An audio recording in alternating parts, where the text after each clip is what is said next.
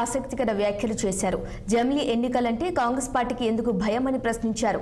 వాళ్ళు తీసుకొచ్చిన పాలసీని మల్లికార్జున ఖార్గే తప్పుపడుతున్నాడా అని ప్రశ్నించారు. జమిలీ ఎన్నికలకు కేంద్ర కేబినెట్ ఆమోదం తెలపటం శుభ పరిణామమని ప్రధాని మోదీకి ప్రత్యేక ధన్యవాదాలు తెలిపారు. 1952 నుండి 1967 వరకు నిర్విరామంగా జమిలీ ఎన్నికలు జరిగాయని, ఇందిరాగాంధీ రాజకీయ అవసరాల కోసం 1 సంవత్సరం ముందుగా ఎన్నికలకు పోవటం వల్ల క్రమం తప్పిపోయిందని అన్నారు.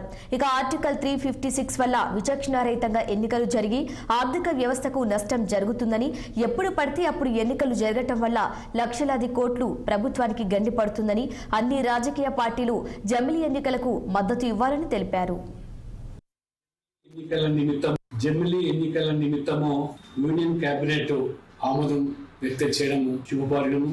నేను హృదయపూర్వకంగా మోదీ గారికి ప్రత్యేకమైనటువంటి ధన్యవాదాలు, శుభాకాంక్షలు. ఇది జమిలీ ఎన్నికలు అనేది స్వాతంత్రం వచ్చిన తర్వాత 1952 నుంచి 67 వరకు నిర్విరామంగా ఈ జమిలీ ఎన్నికలు జరిగినప్పటికీ పార్లమెంటు, అసెంబ్లీ, స్థానిక సంస్థలు ఆనాడు ఇందిరాగాంధీ గారు రాజకీయ అవసరాల కోసం ముందస్తుగా 1 సంవత్సరం ఎన్నికలు పోవడం వల్ల ఆ క్రమం తప్పిపోయింది.